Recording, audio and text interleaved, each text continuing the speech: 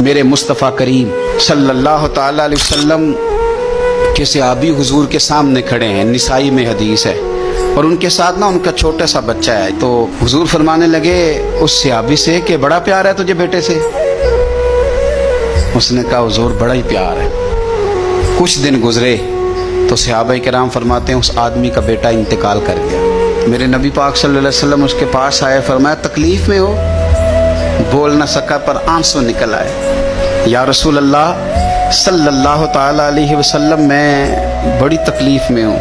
تو حضور نے فرمایا کیا تو پسند کرتا ہے کہ جب تو جنت میں جائے تو جس دروازے سے بھی داخل ہونے لگے تیرا بیٹا سامنے کھڑا ہو اور تیرا انتظار کر رہا ہو، تیرا پتر سامنے کھڑا ہو، پسند کرتا ہے؟ تو کہنے لگا حضور میں پسند کرتا ہوں۔